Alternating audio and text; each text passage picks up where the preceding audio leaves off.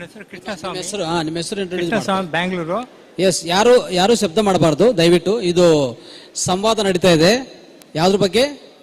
ಶಿವಂಬು ಚಿಕಿತ್ಸೆ. ಅಂದ್ರೆ ಒಂದು ಹೇಳ್ತಾರಲ್ಲ, ಒಂದು ವ್ಯವಹಾರಿಕ ಭಾಷೆಗೆಲ್ಲ ಒಂದು ಸ್ಟೈಲ್ ಆಗಿ ಒಂದು ಸ್ಯಾನ್ಸ್ಕ್ರಿಟ್ ಪದ ಹೇಳ್ಬೇಕಂದ್ರೆ ಶಿವಂಬು ಚಿಕಿತ್ಸೆ ಅಂತ. ಅದು ನಥಿಂಗ್ ಬಟ್ ಸೋಮೂತ್ರ ಚಿಕಿತ್ಸೆ. ಅರ್ಥ ಆಯ್ತಾ? ಸೊ ಇದು ಸಂವಾದ ನಡೀತಾ ಇದೆ, ಅದ್ಭುತ ಚರ್ಚೆ ವೇದಿಕೆ ಇದು. ಇಲ್ಲಿರುವಂಥ ಮಾಸ್ಟರ್ಸ್ ಎಲ್ಲ ಅವರೆಲ್ಲ ಯೂರಿನ್ ಥೆರಪಿಯಲ್ಲೂ ತಜ್ಞರು. ಯೂರಿನ್ ಥೆರಪಿ ಮಾಡಿಕೊಂಡು ಅವರ ಜೀವನವನ್ನೇ ಬದಲಾವಣೆ ಮಾಡ್ಕೊಂಡಿದ್ದಾರೆ. ಅವರ ಅನುಭವಗಳು ಕೊನೆದಾಗ ಅನಿಸ್ತಾರೆ. ಈಗ ಯೂರಿನನ್ನು ಕುಡಿತಾ ಇರ್ತಾರೆ ಒಂದು ಕಡೆ. ನೋಡ್ಕೊಳ್ಳಿ, ತೋರಿಸಿ, ನಿಮ್ಮ ಯೂರಿನ್ ತೋರಿಸಿ ನೋಡಿ. ಓಕೆ, ನೋಡಿದ್ರಾ? ಯೂರಿನನ್ನು ಕುಡಿತಾ ಇದ್ದಾರೆ. ಸ್ವಾಮಿ ಅವರು, ಅವ್ರಿಗೆ ಇಂಟ್ರೊಡ್ಯೂಸ್ ಮಾಡ್ತೀನಿ ನಾನು. ಸ್ವಾಮಿ ಅವರು ಮತ್ತು ಕೃಷ್ಣಸ್ವಾಮಿ ಅವರು ಸ್ವಾಮಿ, ಇವರು ಕೃಷ್ಣಸ್ವಾಮಿ. ಓಕೆ, ಸೊ ಅವರು ಮತ್ತು ರಮೇಶ್ ಅವರು, ಇವರು ನಾಗರತ್ನ ಮೇಡಮ್ ಕುಡಿ, ಮತ್ತು Annapurna madam. Next Sanegowda urine. S,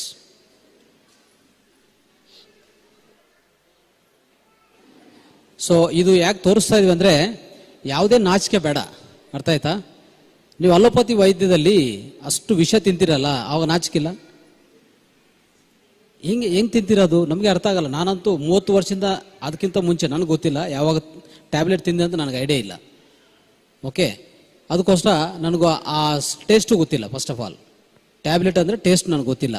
ಅದಕ್ಕೋಸ್ಕರ ಅಲ್ಲಿ ನಮಗೆ ನಾಚಿಕೆ ಆಗಬೇಕು.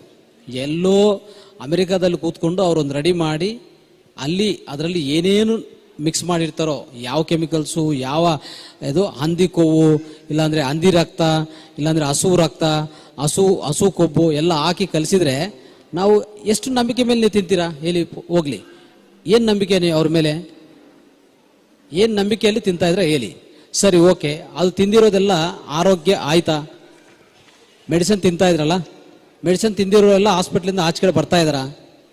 ಆರೋಗ್ಯ ಬರ್ತಾ ಇದೆಯಾ? ಇಲ್ಲ. ಅಂದಮೇಲೆ ನಿಮ್ಗೇನು ನಂಬಿಕೆ ಅದ್ರ ಮೇಲೆ?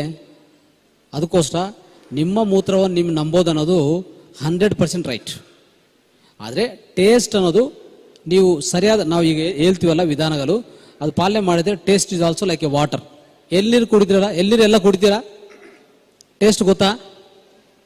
ಅಟ್ಲೀಸ್ಟ್ ಅದು ಗೊತ್ತಿರ್ತದಲ್ಲ. ಸೊ ಆ ಎಳ್ನೀರು ಟೇಸ್ಟೇ ಬರ್ತದೆ. ಎಳ್ನೀರು ಟೇಸ್ಟ್ ಆ್ಯಸ್ ಇಟ್ ಈಸ್ ಬರುತ್ತೆ ಯಾವಾಗ ನಾವು ಹೇಳಿರುವಂಥ ವಿಧಾನಗಳು ನೀವು ಪಾಲನೆ ಮಾಡಿದರೆ. ನಾನು ನಾನ್ ವೆಜ್ ತಿಂತೀನಿ, ಮೂತ್ರ ಕುಡಿತೀವಿ ಅಂದರೆ ನೋ, ಕುಡಿಯೋಕ್ಕಾಗಲ್ಲ, ವಾಸನೆ. ಅಂದರೆ ಇನ್ನೊಂದು ಏನು ಗೊತ್ತಾ, ನಾವು ತಿನ್ನೋ ಆಹಾರ ಕೆಟ್ಟದ ಒಳ್ಳೆದ ಅಂದರೆ ನೀವು ಮೂತ್ರ ಸ್ಮೆಲ್ ನೋಡಿದರೆ ಸಾಕು. ನೀವು ಯಾವ ಡಾಕ್ಟರ್ ಹತ್ರ ಹೋಗೋದು ಬೇಕಾಗಿಲ್ಲ, ನ್ಯೂಟ್ರಿಷನಿಸ್ಟ್ ಹತ್ರ ಹೋಗ್ಬೇಕಾಗಿಲ್ಲ. ನಿಮ್ಮ ಮೂತ್ರವನ್ನು ತೆಗೆದು ಸ್ವಲ್ಪ ವಾಸನೆ ನೋಡಿ, ಟೇಸ್ಟ್ ನೋಡಿ.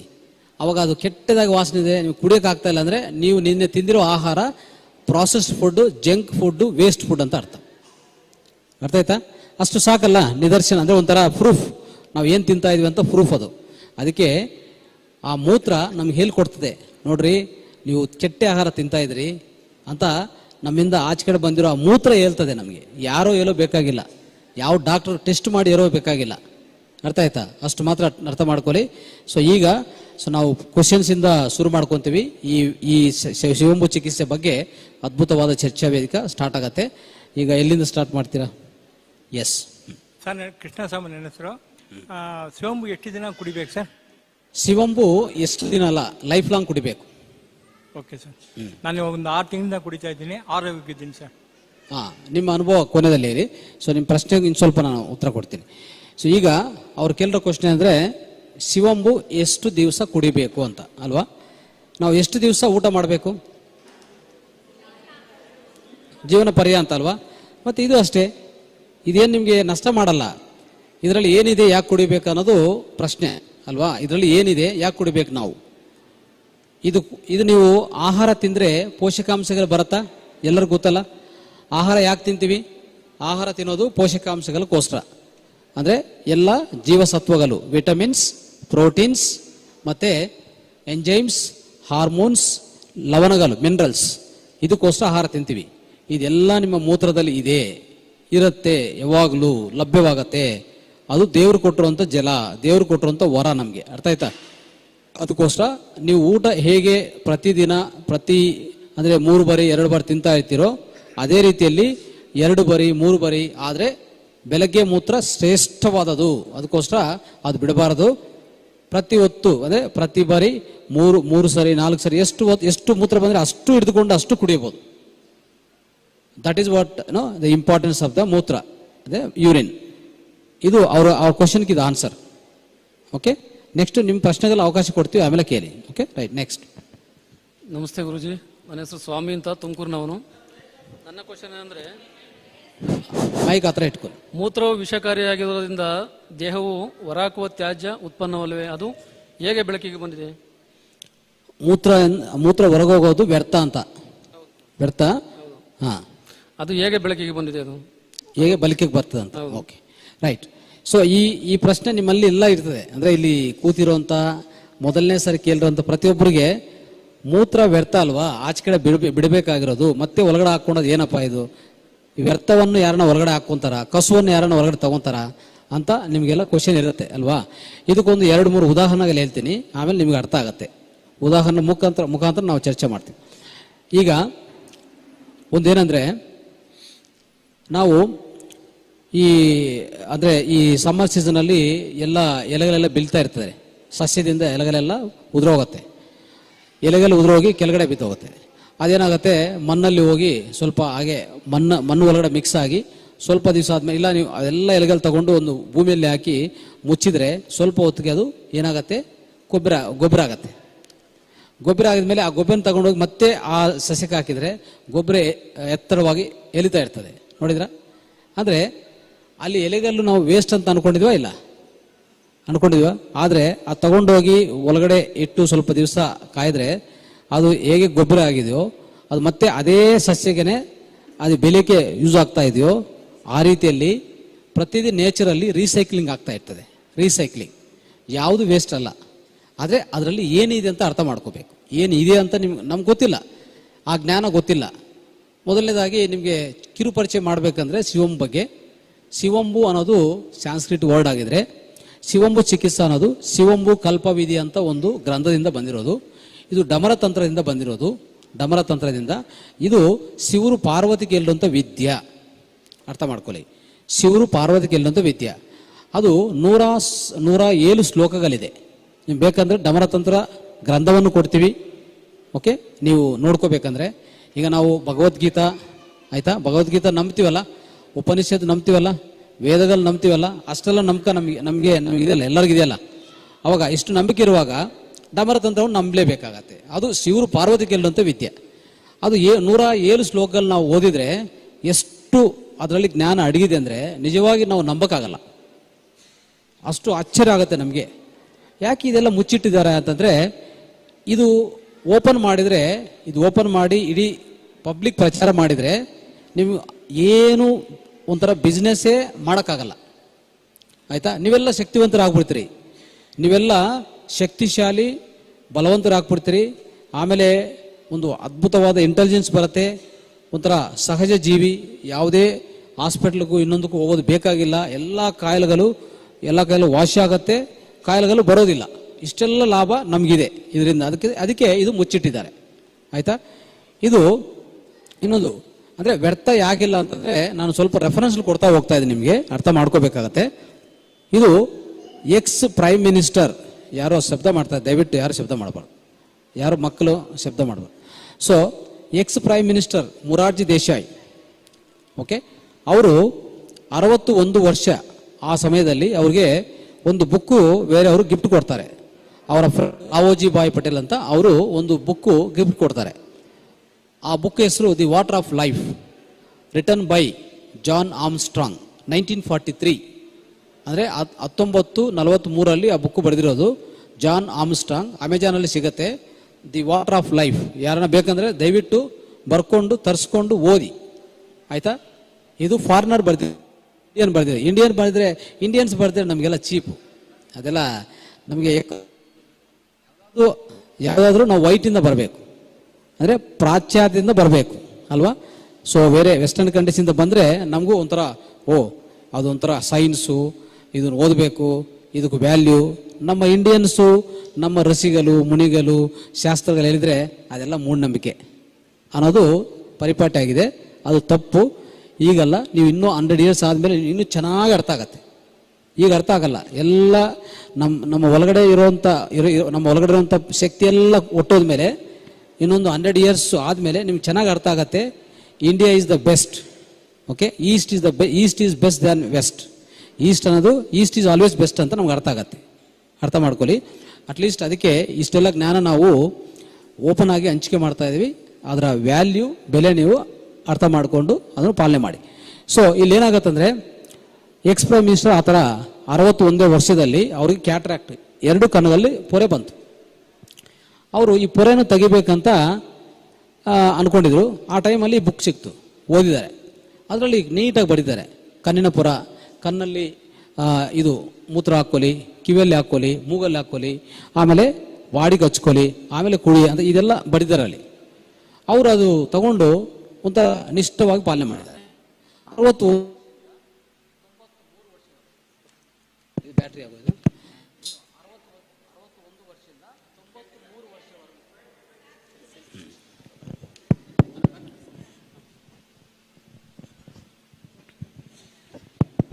61 ವರ್ಷದಿಂದ 93 ವರ್ಷವರೆಗೂ ಕ್ಯಾಟ್ರಾಕ್ಟ್ ಯಾವುದು ತೆಗೆದಿಲ್ಲ.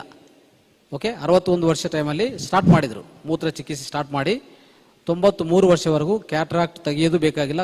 ಕಣ್ಣು ಪೊರೆ ತೆಗೆದಿಲ್ಲ ಅವರು. ಕಣ್ಣಿನ ಸಮಸ್ಯೆಗಳು ಯಾವುದಿಲ್ಲ. ಹಾಗೆ ಆಮೇಲೆ ಅವರ ಶರೀರ ಅಂದರೆ ಎಷ್ಟು ಮೃದುವಾಗಿತ್ತು ಗೊತ್ತಾ. ಈವನ್ 100 ಇಯರ್ಸ್ ಟೈಮಲ್ಲಿ, ಅವ್ರು 100 ಇಯರ್ಸ್ ತೀರೋಗಿರೋದು. 100 ಇಯರ್ಸಲ್ಲಿ 99th ಇಯರ್ ಅಂತ ಅನ್ಕೊಂಡೆ. ಒಂದು ಅವರು ಅಂದರೆ ಅಮೆರಿಕಾದಿಂದ ಬಂದಿರೋ ಜರ್ನಲಿಸ್ಟ್, ಅವ್ರು ಬರೆದಿರೋದು ಈ ಬುಕ್ಕೆ. ಆ ಜರ್ನಲಿಸ್ಟ್ ಬರೆದಿರೋದು ಈ ಬುಕ್ಕು ನೋಡಿ. ಈ ಬುಕ್ಕು ಬರೆದಿದ್ದಾರೆ. ಈ ಜರ್ನಲಿಸ್ಟು ಅವ್ರ ಹತ್ರ ಹೋಗಿ ಕೂತ್ಕೊತಾರೆ 99th ಇಯರ್. ಅವಾಗ ಕೂತ್ಕೊಂಡು ಈ ರೀತಿಯಲ್ಲಿ ಚರ್ಚೆ ಮಾಡುವಾಗ, ನಿಮ್ಮ ಆರೋಗ್ಯಕ್ಕೆ ರಹಸ್ಯ ಅಂದರೆ ಅವರು ಇದು ಇಲ್ಲೇ ಅಲ್ಲ, ಪ್ರಪಂಚ ವೇದಿಕೆಯಲ್ಲಿ ಹೇಳಿದ್ದಾರೆ, ನನ್ನ ಆರೋಗ್ಯಕ್ಕೆ ರಹಸ್ಯ ಮೂತ್ರ ಚಿಕಿತ್ಸೆ ಅಂತ ಹೇಳ್ಬಿಟ್ಟಿದ್ದಾರೆ ಓಪನ್ ಆಗಿ. ಸೊ ಆದರೆ ಇವರು ಚರ್ಚೆ ಮಾಡುವಾಗ 99th ಇಯರ್ ಇವರಿಗೆ ಆಶ್ಚರ್ಯ ಆಗಿದೆ. ಅವ್ರ ಶರೀರ ನೋಡಿದರೆ ಒಂದು ಮಕ್ಕಳ ಶರೀರ ಹೆಂಗಿರ್ತದೋ ಒಂದು ಫೋಲ್ಡಿಂಗ್ ಇಲ್ಲ. ಆ ಶರೀರ ಮೇಲೆ ಒಂದು ಫೋಲ್ಡಿಂಗ್ ಇಲ್ಲ. ಶರೀರ ಪೂರ್ತಿ ರೆಡ್ ಕಾಂತಿ, ಶರೀರ ರೆಡ್ ಕಾಂತಿ ಅಷ್ಟಿತ್ತು. ಅವ್ರಿಗೆ ಆಶ್ಚರ್ಯ ಆಗಿದೆ ಇವ್ರು ನೋಡಿ. ಇವರು 99 ಇಯರ್ಸ್ 100 ಇಯರ್ಸಾ ಅಂತ ಅವ್ರಿಗೆ ಆಶ್ಚರ್ಯ ಆಗಿದೆ. ಆದರೆ ಪ್ರತಿಯೊಬ್ಬರಿಗೂ ಸಮಯ ಇದೆಯಲ್ಲ, ಈ ಭೂಮಿ ಮೇಲೆ ಸಮಯ ಇದೆಯಲ್ಲ, ಆ ಸಮಯ ಆದಮೇಲೆ ಅವ್ರು ಹೊಟ್ಟೋಗ್ಬೇಕಾಗತ್ತೆ. 100 ಇಯರ್ಸ್ಗೆ ಹೊಟ್ಟೋಗಿದ್ರು. ಓಕೆ, ಆದರೆ ಲಾಸ್ಟ್ ಕೊನೆ ಸಮಯದಲ್ಲೂ ಅವ್ರ ಶರೀರ ತುಂಬ ಮೃದುವಾಗಿ, ಸಣ್ಣ ಮಕ್ಕಳ ಶರೀರ ಹೇಗಿತ್ತದೋ ಆ ರೀತಿಯಲ್ಲಿ ಇತ್ತು. ಅದು ಆಶ್ಚರ್ಯಕರ ವಿಷಯ. ಯಾಕಂದರೆ ಈ ಮೂತ್ರ ಚಿಕಿತ್ಸೆಯಿಂದ ಈ ಬುಕ್ಕು ಮೊನ್ನೆವರೆಗೂ 40,000 ಇತ್ತು. ಓಕೆ, ನಾನು ಮೊನ್ನೆ ತರಿಸ್ಕೊಂಡವಾಗ ದಿ ಗೋಲ್ಡನ್ ಫೌಂಟೇನ್ ಬರ್ಕೊಳ್ಳಿ. ದ ಗೋಲ್ಡನ್ ಫೌಂಟೇನ್ ಇದು ಈಗ 15 ಅಂದರೆ 1500 ಆಗಿದೆ, 1500 ಆಗಿದೆ. ಅದಕ್ಕೆ ಮುಂಚೆ 40,000 ಇತ್ತು ಬುಕ್ಕು. ಪರ್ಚೇಸ್ ಮಾಡೋದೇ ಕಷ್ಟ ಇತ್ತು. ನಾನು ವೆಯ್ಟ್ ಮಾಡ್ತಾ ಇದ್ದೆ. ಮೊನ್ನೆ ಪ್ರಿಂಟ್ ಮಾಡಿದ್ದಾರೆ. ಇದು ಫಾರಿನರ್ ಮಾಡಿದ್ದು. ಇದೆಲ್ಲ ಬರ್ಕೊಳ್ಳಿ. ಇದು ಚೆನ್ನಾಗಿ ಓದಿ, ಅರ್ಥ ಆಯ್ತಾ? ಅದ್ಭುತ ಬುಕ್ ಇದು.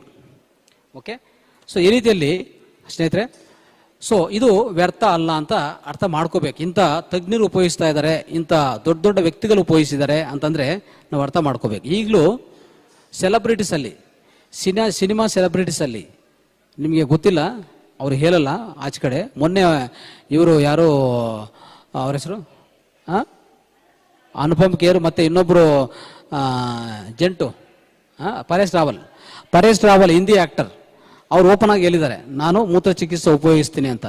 ಯಾಕಂದರೆ ಅವ್ರೇನು ಮಾಡಿಕೊಂಡ್ರು, ಒಂದು ಸರಿ ಸಿನಿಮಾ ಶೂಟಿಂಗಲ್ಲಿ ಬಿದ್ದು ಹೋಗಿದ್ದಾರೆ. ಈ ಮೊಣಕಾಲು ಏನಾಗಿದೆ, ಡ್ಯಾಮೇಜ್ ಆಗಿದೆ. ಅಂದರೆ ಮನೇಲಿದ್ದರು.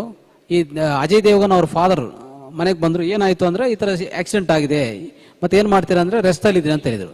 ರೆಸ್ಟಲ್ಲಿ ಏನು ಬೇಡ, ನೀವು ಒಂದು ಕೆಲಸ ಮಾಡಿ, 3 ತಿಂಗಳು ರೆಸ್ಟ್. ಆ್ಯಕ್ಚುಲಿ ಅಷ್ಟುವರೆಗೆ ಹೀಲ್ ಆಗಲ್ಲ. ಇದಕ್ಕೆ ಮೆಡಿಸಿನ್ ಇಲ್ವಲ್ಲ. ಒಳಗಡೆ ಯಾವುದೇ ಫ್ರ್ಯಾಕ್ಚರ್ ಆದರೆ ಅದಕ್ಕೆ ನಮ್ಮ ಸ್ವಂತ ಪ್ರಾಣಶಕ್ತಿಯಿಂದ ಅದೇನಾಗಬೇಕು, ಮತ್ತೆ ಅಟ್ಯಾಚ್ ಆಗಬೇಕು. ಅದಕ್ಕೆ ಟೈಮ್ ಕೊಡಬೇಕಷ್ಟೇ. ಬೇರೆ ಮದ್ದು ಮೆಡಿಸಿನ್ ಯಾವುದಿಲ್ಲ, ಪೇನ್ ಕಿಲ್ಲರ್ ಕೊಡ್ತಾರೆ ಅಷ್ಟೇ. ಆವಾಗ ಅವ್ರು ಹೇಳಿದರು, ಒಂದು ಚಿಕಿತ್ಸೆ ಮಾಡ್ತೀರಾ? ನಾನು ಹೇಳ್ತೀನಿ. ಹಾಂ ಮಾಡ್ತೀನಿ, ಖಂಡಿತ ಮಾಡ್ತೀನಿ ಅಂತ ಹೇಳ್ತೀನಿ, ಇಲ್ಲ ಅಂದರೆ ಹೇಳಲ್ಲ. ಎಲ್ಲ ಪಕ್ಕ ಮಾಡ್ತೀನಿ ಹೇಳಿ ಅಂದೆ.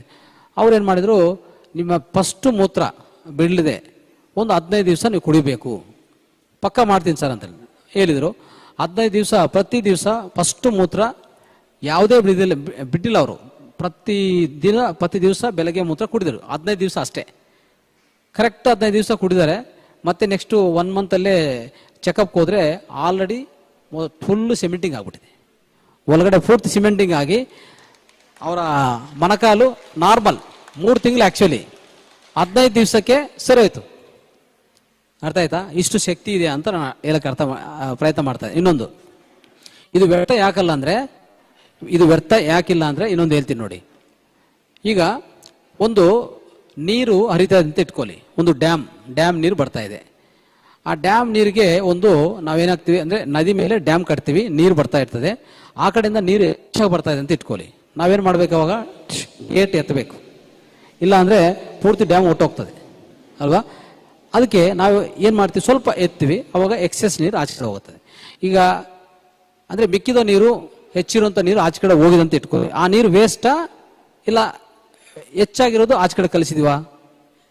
ವೇಸ್ಟ್. ಆ ನೀರು ಆಚೆ ಕಡೆ ಕಲಿಸಿರೋದು ವೇಸ್ಟ್ ಅಲ್ಲ, ಒಳ್ಳೆ ನೀರೇ. ಅಲ್ಲಿ ಜಾಸ್ತಿ ಇದ್ರೆ ಭಾರ ಆಗತ್ತೆ ಅಂತ ಹೇಳ್ಬಿಟ್ಟು ಒಳಗಡೆ ಇರಬಾರ್ದು, ಆಚೆ ಕಡೆ ಕಲಿಸಿದ್ವಿ ಅಷ್ಟೇ. ಈ ರೀತಿಯಲ್ಲಿ ಮೂತ್ರ ಏನಾಗತ್ತಂದ್ರೆ, ನಮ್ಮ ದೇಹದಲ್ಲಿರುವಂಥ ಮೂತ್ರ ಯಾವಾಗ ನೆನ್ಪಿಟ್ಕೊಳ್ಳಿ, ನಮ್ಮ ದೇಹದಲ್ಲಿ ರಕ್ತ ಒಳಗಡೆ ಎಲ್ಲ ಲವಣಗಳು, ಎಲ್ಲ ಹಾರ್ಮೋನ್ಸ್, ಎಲ್ಲ ಎಂಜೈಮ್ಸ್ ಅಲ್ಲೇ ಇರೋದು. ಅಲ್ಲಿಂದನೇ ಪ್ರತಿ ರಕ್ತ ಕಣಗಳೇನಿದೆಯೋ ಆ ರಕ್ತ ಕಣಗಳಿಗೆ ಸರಬರಾಜು ಆಗುತ್ತೆ, ಸೆಲ್ಸ್ಗೆ ಹೋಗುತ್ತೆ, ಅವಾಗ ಸೆಲ್ಸ್ ಕೆಲಸ ಮಾಡುತ್ತೆ. ಸೊ ರಕ್ತದಲ್ಲಿ ಪ್ರತಿಯೊಂದು calcium, magnesium, zinc, phosphorus, potassium, sodium chloride and ಎಲ್ಲ ಅಂದರೆ ಎಂಜೈಮ್ಸು, ಹಾರ್ಮೋನ್ಸು ಪ್ರತಿಯೊಂದು ಅಲ್ಲಿರುತ್ತೆ. ರಕ್ತದಲ್ಲಿ ಏನಾಗುತ್ತೆ ಅಂದರೆ, ಇಡೀ ನೈಟ್ ನಾವು ಮಲ್ಕೊಂಡಿರ್ತೀವಲ್ಲ, ಅವಾಗ ನಮ್ಮ ಇಂಟೆಲಿಜೆನ್ಸ್ ಎಷ್ಟಿದೆ ಅಂತ ಅರ್ಥ ಮಾಡ್ಕೊ ದಯವಿಟ್ಟು. ಕಿಡ್ನೀಸ್ಗೆ ಯಾವ ಥರ ಇಂಟೆಲಿಜೆನ್ಸ್ ಕೊಟ್ಟಿದೆ ಅಂದರೆ, ಅದರಲ್ಲಿ ಮೈಕ್ರಾನ್ ಫಿಲ್ಟರ್ಸ್ ಇರ್ತದೆ. ಆ ಫಿಲ್ಟರ್ಸ್ ಏನು ಮಾಡುತ್ತಂದರೆ, ಅದು ನೋಡುತ್ತೆ ಈಗ ಇದು ಪೊಟ್ಯಾಸಿಯಂ ಎಷ್ಟಿರಬೇಕು ರಕ್ತದಲ್ಲಿ ಅಂತ ಅವ್ರಿಗೆ ಗೊತ್ತು. ದೇಹಕ್ಕೆ ಗೊತ್ತು, ನಮ್ಗೆ ಗೊತ್ತಿಲ್ಲ. ನಿಜವಾಗಿ ನಮ್ಗಂತೂ ಗೊತ್ತಿಲ್ಲ. ನಮ್ಗೇನೋ ಕೊಟ್ಟಿದ್ರೆ ಪೊಟ್ಯಾಸಿಯಂ ನೋಡ್ಕೊಳ್ಳಿ ಎಷ್ಟಿದೆ ಅಂದರೆ ಖಂಡಿತ ತಪ್ಪು ಮಾಡ್ತೀವಿ, ಆಮೇಲೆ ಪೂರ್ತಿ ಆರೋಗ್ಯನ ಕೆಟ್ಟೋಗ್ತದೆ. ಯಾಕಂದರೆ ನಮ್ಮ ಮೈಂಡ್ಗೂ ಒಂದು ನೆನಪಿರಲ್ಲ, ಇನ್ನೊಂದು ಯಾವುದಾದ್ರೂ ಯೋಚನೆಗಳಿಂದ ನಾವು ತಪ್ಪೇ ಮಾಡ್ತೀವಿ. ನಮ್ಗೆ ಆ ಕೆಲಸ ದೇಹಕ್ಕೆ ಅಂದರೆ ನಮ್ಮ ಮನಸ್ಸು ಕೊಟ್ಟಿಲ್ಲ. ದೇಹ ಯಂತ್ರ, ಅದಕ್ಕೆಲ್ಲ ಗೊತ್ತು, ಇಂಟೆಲಿಜೆನ್ಸ್ ಇದೆ, ಅದಕ್ಕೂ ತಕ್ಕ ಇಂಟೆಲಿಜೆನ್ಸ್ ಇದೆ. ಆತ್ಮ ಒಳಗಡೆ ಇರುವಂಥವ್ರು ಇಂಟೆಲಿಜೆನ್ಸ್ ಆಗಲೇ ಇರ್ತದೆ. ಏನಾಗಿದೆ ಅಂದರೆ, ಕಿಡ್ನಿ ಗೊತ್ತು, ಇಮಿಡಿಯೇಟು ಪೊಟ್ಯಾಷಿಯಂ ಇಷ್ಟು ಮಾತ್ರ ಇರಬೇಕು ಅಂತೇಳಿ ಅಷ್ಟು ಒಳಗಡೆ ಇರ್ತದೆ, ಮಿಕ್ಕಿದೆಲ್ಲ ಆಚೆ ಕಡೆ ಕಲಿಸ್ತದೆ. ಮೆಗ್ನೀಷಿಯಂ ಎಷ್ಟಿರಬೇಕು ಅಷ್ಟೇ ಇರ್ತದೆ, ಮಿಕ್ಕಿದ ಆಚೆ ಕಡೆ ಕಲಿಸ್ತದೆ. ಹೀಗೇನಾಗತ್ತಂದರೆ, ಎಷ್ಟೆಷ್ಟು ಲವಣಗಳು ಹೆಚ್ಚಾಗಿರುತ್ತೋ ಅವೆಲ್ಲ ಮೂತ್ರದಿಂದ ಆಚೆ ಕಲಿಸ್ತದೆ. ಬಿಟ್ಟರೆ ಯಾವುದು ವ್ಯರ್ಥ ಅಲ್ಲ. ಮೆಗ್ನೀಷಿಯಂ ವ್ಯರ್ಥನ, ಕ್ಯಾಲ್ಸಿಯಂ ವ್ಯರ್ಥನ, ಕಾಪರ್ ವ್ಯರ್ಥನ, ಮ್ಯಾಂಗನೀಸ್ ವ್ಯರ್ಥನ, ಯಾವುದು ವ್ಯರ್ಥ ಇಲ್ಲ. ಎಲ್ಲ ಹೆಚ್ಚಾಗಿರೋದು ಆಚೆ ಕಡೆ ಕಲಿಸೋದು ಅಷ್ಟೇ ಮಾಡೋದು. ಅರ್ಥ ಮಾಡ್ಕೊಳ್ಳಿ. ಸೊ ಇಷ್ಟು ಮಾತ್ರ ಮಾಡ್ತದೆ, ಇದು ವ್ಯರ್ಥ ಅಲ್ಲ ಅನ್ನೋದು ನಿಮಗೆ ಅರ್ಥ ಆಗ್ಬೇಕೀಗ. ಸೊ ಅಂದರೆ ಮೂತ್ರದಿಂದ ಆಚೆ ಕಡೆ ಬರೋದು ವ್ಯರ್ಥ ಅಲ್ಲ. ಇನ್ನೊಂದು, ನೈಟು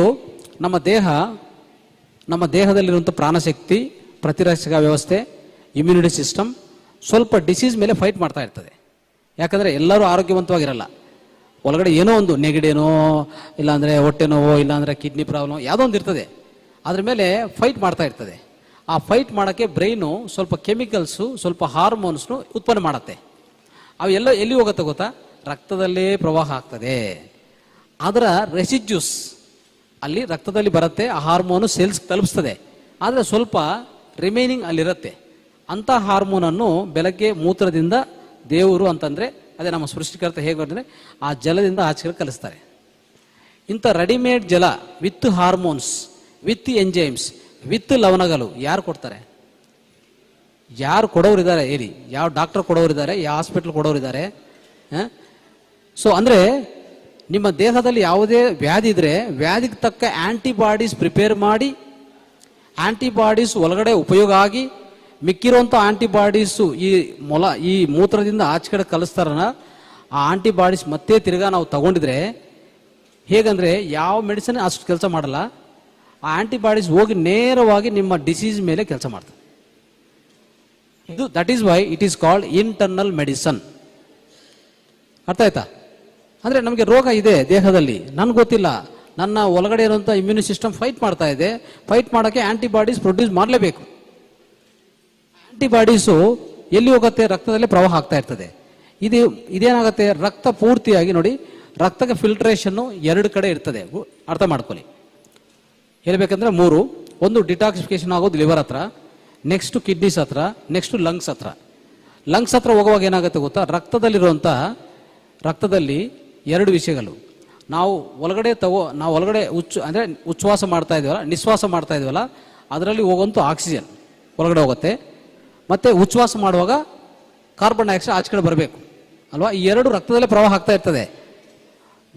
ದೇಹ ಒಂದು ಯಂತ್ರ, ಪ್ರತಿ ಜೀವಕೋಶ ಒಂದು ಯಂತ್ರ, ಅರ್ಥ ಮಾಡ್ಕೊಳ್ಳಿ. ಪ್ರತಿ ಜೀವಕೋಶ ಇನ್ನು ಹೇಳ್ಬೇಕಂದ್ರೆ ಪ್ರತಿ ಜೀವಕಣ ಇಟ್ ಈಸ್ ಲೈಕ್ ಒಂದು ಮನುಷ್ಯನ ಥರ ಕೆಲಸ ಮಾಡ್ತದೆ, ಒಂದು ಮಾನವನ ಥರ ಕೆಲಸ ಮಾಡ್ತದೆ ಪ್ರತಿ ಜೀವಕಣ, ಅರ್ಥ ಆಯ್ತಾ? ಸೊ ಅದು ಪ್ರತಿಯೊಂದು ಏನು ಉತ್ಪತ್ತಿ ಮಾಡುತ್ತೆ ಅಂದರೆ ಇಂಗಾಲ, ಕಾರ್ಬನ್ ಡೈಆಕ್ಸೈಡ್ ಉತ್ಪನ್ನ ಮಾಡುತ್ತೆ. ಅದು ರಕ್ತದಲ್ಲೇ ಬರುತ್ತೆ. ಅದು ಎಲ್ಲಿ ಬರಬೇಕು ಗೊತ್ತಾ? ಅದು ಲಂಗ್ಸ್ವರೆಗೆ ಬಂದು ಲಂಗ್ಸಿಂದ ಆಚೆ ಕಡೆ ಹೋಗ್ಬೇಕು. ಓಕೆ, ಅದಕ್ಕೆ ರಕ್ತವನ್ನು 2ನೇ ಫಿಲ್ಟ್ರಿಂಗ್ ಮಾಡೋದು ಲಂಗ್ಸ್ ಹತ್ರ. ಇದನ್ನ ಅರ್ಥ ಮಾಡ್ಕೊಳ್ಳಿ. 2 ಫಿಲ್ಟ್ರೇಷನ್ಸ್, ಒಂದು ಲಂಗ್ಸ್ ಹತ್ರ ಉಸಿರಾಟ ವ್ಯವಸ್ಥೆ ಅಂದರೆ ಶ್ವಾಸಕೋಶಗಳು, ಆಮೇಲೆ 2ನೇದು ಕಿಡ್ನಿ ಹತ್ರ ಪೂರ್ತಿ ರಕ್ತ ಬರ್ತದೆ. ಬರುವಾಗ ಅಲ್ಲಿ ಫಿಲ್ಟರ್ ಮಾಡ್ತದೆ. ಏನಂತ? ಯಾವ್ದು ಹೆಚ್ಚಿದೆ, ಯಾವ್ದು ಹೆಚ್ಚಿದೆ ಅಂತ ನೋಡ್ಕೊಂಡು ಹೆಚ್ಚಿದೆ ಅಂತ ಆಚೆ ಕಡೆ ಕಳಿಸ್ತದೆ. ಆ ರೀತಿಯಲ್ಲಿ ದಿನಕ್ಕೆ 1.5 ಲೀಟರು ಮೂತ್ರ ನಮ್ಗೆ ಬರ್ತದೆ. ದಿನಕ್ಕೆ ಎಷ್ಟು ಬರುತ್ತೆ? 1.5 ಲೀಟರ್ ನಮಗೆ ಮೂತ್ರ ಲಭ್ಯವಾಗತ್ತೆ. ಅದು ಲವಣಯುತ ನೀರು, ಗೋಲ್ಡನ್ ವಾಟರ್, ಸುವರ್ಣ ಜಲ, ಲವಣಯುತ ನೀರು, ಅರ್ಥ ಆಯ್ತಾ? ಸೊ ಅದಕ್ಕೋಸ್ಕರ ನಾವು ಉಪಯೋಗಿಸ್ಕೋಬೇಕು. ಇದು ವ್ಯರ್ಥ ಅಲ್ಲೇ ಅಲ್ಲ ಅಂತ ನಾವು ಹೇಳ್ಬೋದು. ಇನ್ನೂ ಹೇಳ್ಬೇಕಂದ್ರೆ ವ್ಯರ್ಥ ಅಂತ ಹೇಳಕ್ ಸಾಧ್ಯವಿಲ್ಲ. ಯಾಕಂದ್ರೆ ನಾವು ಹೊಟ್ಟೆದಲ್ಲಿ ಗರ್ಭದಲ್ಲಿ ಹೊಟ್ಟೆಯಲ್ಲಿರುವಾಗ ನಾವು ಪಿಸ್ ಮಾಡೋದು ಮತ್ತೆ ಅದನ್ನು ಕಿಸ್ ಮಾಡ್ಕೊಂಡೋದು. ಏನು ಮಾಡ್ತೀವಿ? ಪಿಸ್ ಮಾಡೋದು, ಕಿಸ್ ಮಾಡೋದು. ಅಂದರೆ ನಾವು ಪಿಸ್ ಮಾಡ್ತಾ ಇರ್ತಾರೆ. ಮಗು ನೋಡಿದ್ರೆ ಒಳಗಡೆ ಪಿಂಡ, ಮಗು ಬೆಳೆಯುವಾಗ ಫಸ್ಟ್ ಪಿಸ್ ಮಾಡ್ತಾನೆ, ಅದೇ ಮತ್ತೆ ಕುಡಿತಾ ಇರ್ತಾನೆ. ಅಂದರೆ ಅದನ್ನೇ ಪಿಸ್ಸಿಂಗ್ ಅಂಡ್ ಕಿಸ್ಸಿಂಗ್ 2 ನಡೀತಾ ಇರ್ತದೆ. ಅದು ಅಭ್ಯಾಸ ನಮಗೆ, ಈ ಮೂತ್ರ ಅಭ್ಯಾಸ ಎಲ್ಲಿಂದ ಗೊತ್ತಾ? ಗರ್ಭದಲ್ಲಿಂದ ಇದೆ. ಅದಕ್ಕೆ ಅಲ್ಲಿ ಯಾವುದು ಬೇಕಾಗಿಲ್ಲ, ತುಂಬ ಚೆನ್ನಾಗಿ ಬೆಳೀತದೆ. ಆಯ್ತಾ? ತಾಯಿ ಏನಾದರೂ ತೊಂದರೆ ಮಾಡಿದರೆ ಮನಸ್ಸಿಂದ, ಇಲ್ಲಾಂದರೆ ಸರಿಯಾದ ನೀರು ಕುಡಿಲ್ಲ, ಸರಿಯಾದ ಆಹಾರ ಕೊಟ್ಟಿಲ್ಲ ಅಂದರೆ ತೊಂದರೆ ಆಗೋದೆ. ಅದೇ ಇಲ್ಲಾಂದರೆ ಅದು ನಿಶ್ಚಿತವಾಗಿರುತ್ತೆ. ಆ ಮೂತ್ರದಲ್ಲೇ ಬೆಳೆದಿರೋದು.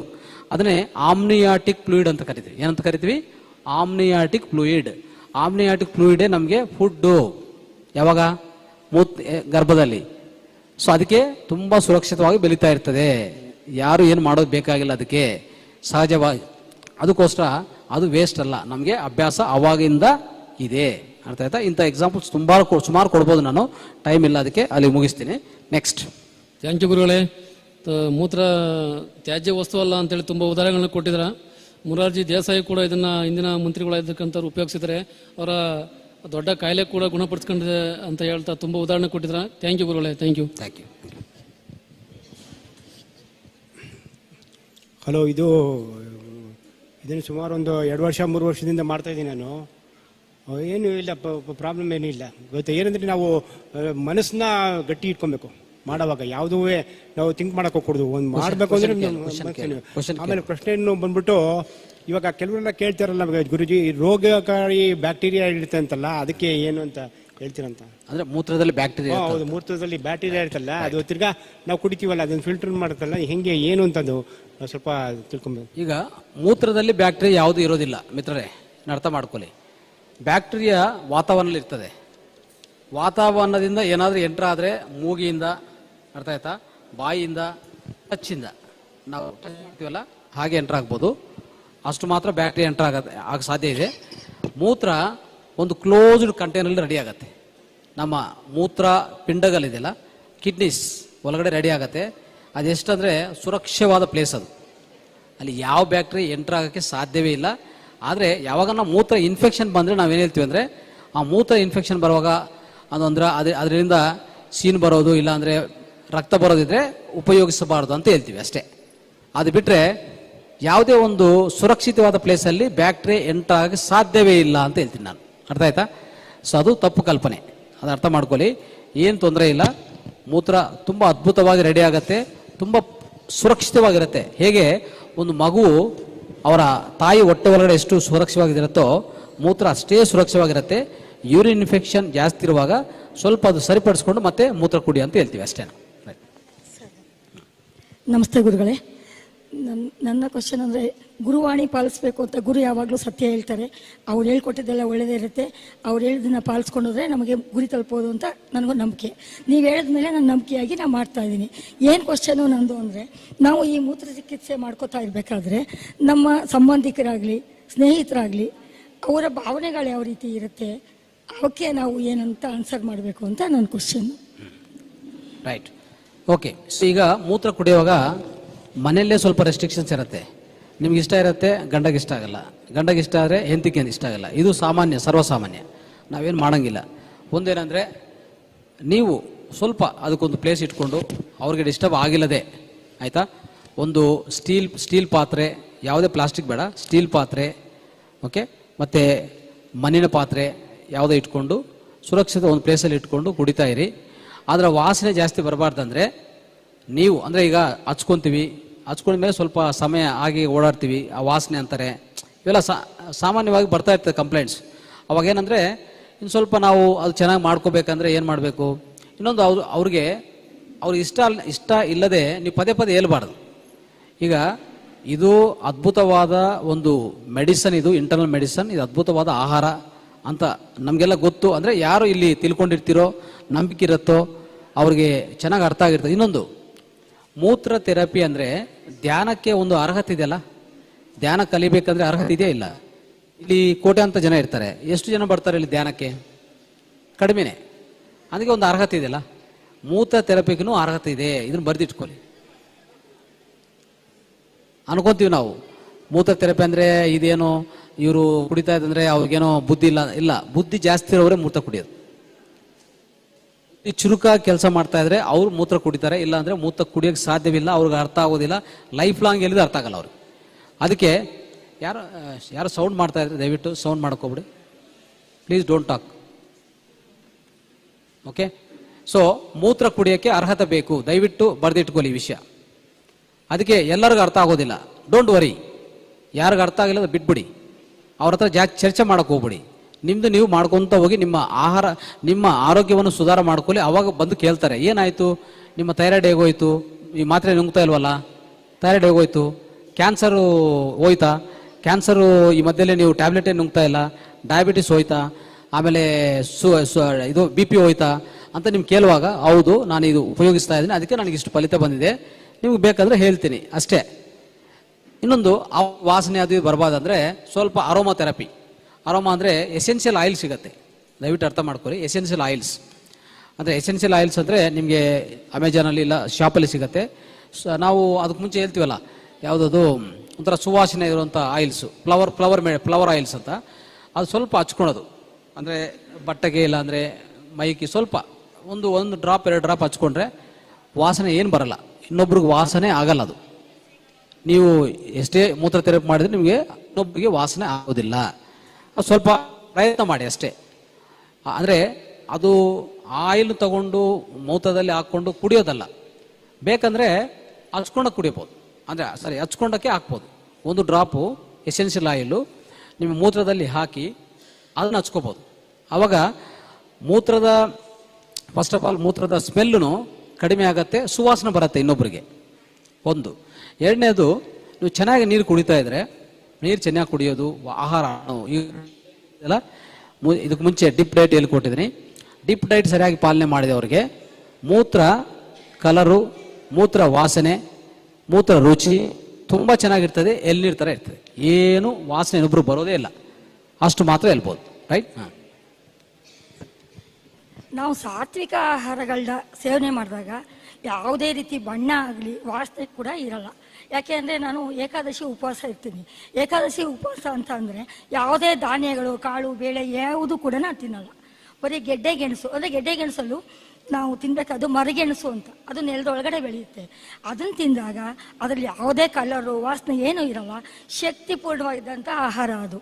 ಒಂದಿನ ಬೆಳಗ್ಗೆ 1 ಲೋಟ ಬಾರ್ಲಿ, ಅದೇ ಬಾರ್ಲಿ ಅಂತ ಹೇಳ್ತೀವಿ ಅದಕ್ಕೆ, ಸಬ್ಬಕ್ಕಿ, ಬಾರ್ಲಿನೇ ಬೇರೆ, ಸಬ್ಬಕ್ಕಿ ಗಂಜಿ ಕುಡಿಯೋದ್ರಿಂದ ಮತ್ತೆ ಬರೀ ಮೂತ್ರ ಮತ್ತು ನೀರು ಇವೆರಡು ಇಷ್ಟೇ ಉಪವಾಸ ಇರೋದ್ರಿಂದ ದೇವರು ಕೂಡ ಅದೇನೋ ದೋಷ ಆಗಲ್ಲ ಅಂತ ಗುರುಗಳು ಕೂಡ ಹೇಳಿದ್ದಾರೆ. ಜೊತೆಗೆ ಉಪವಾಸ ಇದ್ದ ದಿವಸ ಇಲ್ಲ, ಬೆಳಗ್ಗೆ ಎದ್ದು ನಾವು ಕುಡಿದಾಗ ಅದ್ರದ್ದು ತುಂಬ ಸ್ಮೆಲ್, ಅವ್ರು ಹೇಳ್ತಾರಲ್ಲ ಸ್ವಲ್ಪ ಎಳ್ನೀರು ಇರುತ್ತಲ್ಲ ಅದೇ ರೀತಿ ಸ್ಮೆಲ್ ಕೂಡ ಇರುತ್ತೆ, ರುಚಿ ಕೂಡ ಇರುತ್ತೆ. ಇದನ್ನು ನಾನು ಆವಾಗಲೇ 6 ತಿಂಗಳಿಂದ ಸೇವನೆ ಮಾಡಿದ್ದೀನಿ. ನನಗೆ ಆತ್ಮಧೈರ್ಯ ಸ್ಥೈರ್ಯ ಎಲ್ಲ ಕೂಡ ಬಂದಿದೆ. ಗುರುಗಳ ಹತ್ರ ನಾನು ಅದನ್ನು ಮನಬಿಚ್ಚಿ ಹೇಳ್ಕೊತಾ ಇದ್ದೀನಿ. ನೀವು ಇಷ್ಟು ಜನಗಳ ಮುಂದೆ ಹೇಳ್ಕೊಳ್ಳೋಕ್ಕೆ ಅದಕ್ಕೆ ಆ ಕ್ವಶನ್ ಕೇಳೋದು. ಯಾಕೆ ಅಂತಂದರೆ ನಾವು ನಮ್ಮ ಸಂಬಂಧಿಕರ ಹತ್ರ ಹೋದಾಗ, ನಾವು ಅಲ್ಲೆಲ್ಲ ಹೊರಗಡೆ ಹೋದಾಗ ನಾವು ಮಾಡೋಕ್ಕಾಗಲ್ಲ. ಬಟ್ ನಮ್ಮನ್ನು ಇವ್ರೇನಪ್ಪ ಇಷ್ಟು ಆಚಾರ ವಿಚಾರ ಎಲ್ಲ ಹೇಳ್ತಾಳೆ, ಪೂಜೆ ಎಲ್ಲ ಮಾಡ್ತಾರೆ, ಇದೆಲ್ಲ ಮಾಡ್ತಾರೆ, ಇದನ್ನು ಯಾವ ರೀತಿ ಸೇವನೆ ಮಾಡ್ತಾಳೆ ಅಂತ ನಮ್ಮನ್ನು ಒಂಥರ ಕಾಣ್ತಾರೇನೋ ಅನ್ನೋದೊಂದು ಭಯ ಇದ್ದಕ್ಕೆ ನಾವು ಅದು ಮುಚ್ಚಿಡಬೇಕಾಗಿ ಬಂತು. ಗುರುಗಳ ಹತ್ರ ಆ ಕ್ವಶನ್ ಕೇಳಿದೆ ನಾನು. ಅದಕ್ಕೆ ಇವಾಗ ಎಲ್ಲರ ಜೊತೆಲೂ ಅವರು ವಿಷಯ ಹಂಚ್ಕೊಂಡಿದ್ದಾರೆ. ಜೊತೆಗೇನಪ್ಪ, ಸಾತ್ವಿಕ ಆಹಾರ ನಾವು ಮೊದಲಿಂದನೂ ತಿಂತಿದ್ವಿ. ಇದನ್ನು ಸೇವನೆ ಮಾಡಬೇಕಾದ್ರೂ ಕೂಡ ತುಂಬ ಸಾತ್ವಿಕ ಆಹಾರಗಳು, ನೀರು, ಅದರದ್ದೇ ಒಂದು ಉಪವಾಸ ಎಲ್ಲ ಹೇಳಿ ಗುರುಗಳು ನಮಗೆ ಕ್ಲಾಸ್ ಎಲ್ಲ ಮಾಡಿದ್ದಾರೆ. ಅದರಿಂದ ಅದ್ರ ಉಪಯೋಗ ನಾನು ಪಡ್ಕೊಂಡು ಆತ್ಮಸ್ಥೈರ್ಯ ಮತ್ತು ಧೈರ್ಯ ಮತ್ತು ಆರೋಗ್ಯ, ಇದು ಚರ್ಮದ ಒಂದು ಕಾಂತಿ. ನಾನು ತುಂಬ ಬ್ಲ್ಯಾಕ್ ಇದ್ದೆ, ನನಗೆ ಸ್ಪಷ್ಟವಾಗಿ ಮಾತಾಡೋಕ್ಕಾಗ್ತಿರ್ಲಿಲ್ಲ. ಅದು ಕೂಡ ಎಲ್ಲ ನನಗೆ ಗೊತ್ತಾಗಿದೆ, ಇವಾಗ ನನಗೆ ಅನುಭವಕ್ಕೆ ಬಂದಿದೆ. ಆಮೇಲೆ ಸ್ನಾನಕ್ಕೆ ಮೊದಲೇ ಅರ್ಧ ಗಂಟೆ ಮುಂಚೆ ನಾವು ಎಣ್ಣೆ ಮಸಾಜ್ ಎಲ್ಲ ಮಾಡ್ಕೊತೇವಲ್ಲ, ಅದೇ ರೀತಿ ನಾವು ಸಾಮಾನ್ಯ ಮನೇಲಿ ಯಾರೂ ಇಲ್ಲ ಅಂದಾಗ, ಎಲ್ಲರೂ ಇದಾಗ ಮಾಡೋಕ್ಕಾಗಲ್ಲ, ನಾವು ಒಂಟಿ ಇರುವಾಗ ನಾವು ಅರ್ಧ ಗಂಟೆ ಮುಂಚೆ ಅದನ್ನು ತೊಗೊಂಡು ಅದು ಮೈಗೆಲ್ಲ ಹಚ್ಕೊಂಡು ಒಂದು 10 ನಿಮಿಷ ತಲೆ ಸ್ನಾನ ಮಾಡೋಕ್ಕೆ ಕೂಡ ಅದನ್ನು ಹಚ್ಕೊಂಡು ಮಾಡಿದ್ದಾರೆ. ನಮ್ಮ ಫ್ರೆಂಡ್ಸ್ ಎಲ್ಲರೂ ಅದನ್ನು ಹಚ್ಕೊಂಡಿದ್ದಾರೆ. ಕೂದಲು ಬೆಳವಣಿಗೆ ಆಗುತ್ತೆ, ಮತ್ತು ತುರ್ಕೆ ಎಲ್ಲ ಇರೋದು ಕಡಿಮೆ ಆಗುತ್ತೆ. ನನಗೆ ಇಲ್ಲಿ ಇಲ್ಲಿಂದ ಇಲ್ಲಿವರೆಗೂ ಬ್ಲ್ಯಾಕ್ ಆಗಿತ್ತು, ಇಲ್ಲಿ ತೋರಿಸ್ಬೋದು ಬೇಕಾದ್ರೆ, ಇಲ್ಲಿಂದ ಇಲ್ಲಿವರೆಗೂ ಬ್ಲ್ಯಾಕಿಶ್ ಆಗಿತ್ತು, ಅದೆಲ್ಲ ಕಡಿಮೆ ಆಗಿದೆ. ಅದನ್ನು ಅನುಭವ ಪಡ್ಕೊಂಡಿದ್ದಕ್ಕೆ ನಾನು ಇಷ್ಟು ಧೈರ್ಯವಾಗಿ ಬಂದು ಗುರುಗಳಿಗೆ ಧನ್ಯವಾದ ಹೇಳ್ತಾ ಇದ್ದೀನಿ. ಧನ್ಯವಾದ ಸರ್. ಚಪಾಲು ಬೇರೆ ಕೆಲಸ. ನೆಕ್ಸ್ಟ್ ಸರ್, ಬೆಳಗಿನ ಮೂತ್ರವನ್ನು ಏಕೆ ಕುಡಿಬೇಕು ಅಂತ ಹೇಳ್ತೀರಾ ಸರ್? ಬೆಳಗ್ಗೆ ಮೂತ್ರವನ್ನು ಏಕೆ ಕುಡಿಬೇಕು? ಫಸ್ಟ್ ಏನು ಕುಡಿಬೇಕಂತ? Okay, very good. ಅದು ಇದಕ್ಕೆ ಮುಂಚೆನೇ ಆನ್ಸರ್ ಬಂದಿದೆ ಅದು, ಬಟ್ ಮತ್ತೊಂದು ಸಲ ರಿಪೀಟ್ ಮಾಡ್ತೀನಿ ಬೇಕಾದರೆ. ಸೊ ಬೆಳಗ್ಗೆ ಮೂತ್ರ ಶ್ರೇಷ್ಠವಾದ ಮೂತ್ರ, ಗೋಲ್ಡನ್ ವಾಟರ್, ಬೆಳಗ್ಗೆದು ಮಾತ್ರ. ಮಿಕ್ಕಿದು ಓಕೆ, ಮಿಕ್ಕಿದಲ್ಲಿ ಲವಣಗಳು ಸಿಗತ್ತೆ, ಆದರೆ ಎಂಜೈಮ್ಗಳು ಮತ್ತು ಹಾರ್ಮೋನ್ ಸಿಗೋದಿಲ್ಲ, ಆಯಿತಾ? ಯಾಕಂದರೆ ನೈಟು ಮಲಗುವಾಗ, ದೇಹ ವಿಶ್ರಾಂತಿಯಲ್ಲಿರುವಾಗ ರಿಪೇರಿಂಗ್ ಸಿಸ್ಟಮ್ ನಡೀತದೆ ನಮ್ಮಲ್ಲಿ. ಏನು ನಡೀತದೆ? Repairing system. ಅಂದರೆ ಈಗ ಗಾಡಿಯನ್ನು ತೊಗೊಂಡೋಗಿ ಒಂದು ಗ್ಯಾರೇಜಲ್ಲಿ ಕೊಟ್ಟರೆ ಅವ್ರು ರಿಪೇರ್ ಮಾಡ್ತಾ ಇರ್ತಾರೆ ನೋಡಿ, ಆ ರೀತಿಯಲ್ಲಿ ನಮ್ಮ ದೇಹ ಪ್ರತಿನಿತ್ಯ. ಅದಕ್ಕೆ ದೇವರು ಒಂದು 11 ಗಂಟೆ 12 ಗಂಟೆ ಹೀಗೆ 12 ಗಂಟೆ ಹಾಗೆ ಕೊಟ್ಟಿದ್ದರು. 12 ಗಂಟೆ ವರ್ಕಿಂಗು, 12 ಗಂಟೆ ರೆಸ್ಟಿಂಗ್ ಅಂತ. ಅರ್ಥ ಆಯ್ತಾ? ಅದಕ್ಕೆ ನಮ್ಮ ಸೂರ್ಯ ಅಂದರೆ ಸ್ವರವಿಜ್ಞಾನ ನಾನು ಹೇಳ್ಕೊಟ್ಟಿದ್ದೀನಿ, ನಾಳೆ ಸ್ವಲ್ಪ ಕವರ್ ಮಾಡ್ತೀನಿ. ಸ್ವರವಿಜ್ಞಾನಲ್ಲಿ ನಾನು ಹೇಳ್ಕೊಟ್ಟಿದ್ದೀನಿ, 12 ಗಂಟೆ ಸೂರ್ಯನಾಡಿ ನಡಿಬೇಕು, 12 ಗಂಟೆ ಚಂದ್ರನಾಡಿ ನಡಿಲೇಬೇಕು. ಯಾರಿಗನ್ನ ಆ ಥರ ನಡಿದಿಲ್ಲ ಅಂದರೆ ರೋಗ ಗ್ಯಾರಂಟಿ. ಅರ್ಥ ಆಯ್ತಾ? ನೀವು ಚೆಕ್ ಮಾಡ್ಕೊಂಡು ನಿಮ್ಗೆ ಗೊತ್ತಾಗತ್ತೆ. ಅಂದರೆ balancing sympathetic and parasympathetic system ಇದೆ ನಮ್ಮ ಹತ್ರ. Sympathetic and parasympathetic. ಪ್ಯಾರಾಸಿಂಪಥೆಟಿಕ್ ಅಂದರೆ ಇಡನಾಡಿ, ಚಂದ್ರನಾಡಿ. ಸಿಂಪಥೆಟಿಕ್ ಅಂದರೆ ಸೂರ್ಯನಾಡಿ, ಅಗ್ನಿನಾಡಿ. ಓಕೆ, ಈ ಎರಡೂ ಈಕ್ವಲ್ ಆಗಿ ನಡೆದಿಲ್ಲ ಅಂದರೆ ಶ್ವಾಸ ಈಕ್ವಲ್ ಆಗಿ ನಡೀತದೆ. ಆದರೆ ಎಷ್ಟು ಜನ ಗಮನಿಸಿದ್ರೋ ಗೊತ್ತಿಲ್ಲ, ಸ್ವರವಿಜ್ಞಾನ ಗೊತ್ತಿರೋರು ಗಮನಿಸಿರ್ತಾರೆ, ಮಿಕ್ಕಿದವ್ರು ಗೊತ್ತಿಲ್ಲ ಅದ್ರ ಬಗ್ಗೆ. ಶ್ವಾಸ ಹೇಗೋ ಹೋಗ್ತಾ ಇದೆ, ಗಮನಿಸ್ತಾ ಇದೆ, ಕೂತ್ಕೊಂಡು ನಾನು ಧ್ಯಾನದಲ್ಲಿ ಗಮನಿಸ್ತಾ ಇದ್ದೀನಿ ಅಂತ ಅಷ್ಟು ಮಾತ್ರ ಗೊತ್ತು. ಆದರೆ ನೀವು ಯಾವಾಗನ ಗಮನಿಸಿದ್ದೀರಾ ಎಷ್ಟು ಗಂಟೆಗೆ ಒಂದು ಸರಿ ಚೇಂಜ್ ಆಗತ್ತೆ ಅಂತ? ಎಷ್ಟು ಜನ ಗೊತ್ತು? ಹ್ಯಾಂಡ್ ರೈಸ್ ಮಾಡಿ. ಇಬ್ಬರು ಈ ಕಡೆ. ಎಷ್ಟು ಗಂಟೆಗೆ ಒಂದು ಸರಿ ಚೇಂಜ್ ಆಗ್ತಾ ಇದೆ ಸ್ವರ? ಈ ಕಡೆಯಿಂದ ಈ ಕಡೆಗೆ, ಈ ಕಡೆಯಿಂದ ಈ ಕಡೆಗೆ. 1:30 ಆಟ ಇಲ್ಲ. ಓಕೆ, ಇಲ್ಲ 45 ನಿಮಿಷ ಅಲ್ಲ, 1 ಗಂಟೆಯಿಂದ 1:30 ಗಂಟೆ ಆ ಮಧ್ಯದಲ್ಲಿ 60 to 90 ಮಿನಿಟ್ಸಲ್ಲಿ ಈ ಕಡೆಯಿಂದ ಈ ಕಡೆ ಚೇಂಜ್ ಆಗಲೇಬೇಕು. ಒಂದು 4 ದಿನ ಏನು ಚೇಂಜ್ ಆಗಿಲ್ಲ ಅಂದರೆ ಒಂದು ವಾರದ ಒಂದು 10 ದಿವಸ ಸತ್ತು ಹೋಗ್ತಾರೆ ಆ ಮನುಷ್ಯ. ಈ ಕಡೆ ಸಪೋಸ್ ಈ ಕಡೆ ಸ್ಟ್ರಕ್ ಆಗಿದೆ, ಈ ಕಡೆ ಹೋಗ್ತಾನೆ ಇಲ್ಲ ಅಂತ ಇಟ್ಕೊಳ್ಳಿ, ಅಂದರೆ ಇನ್ನು ಸ್ವಲ್ಪ ದಿನದಲ್ಲೇ ಅವನು ಸತ್ತು ಹೋಗ್ತಾನೆ ಅಂತ. ಆಯ್ತಾ?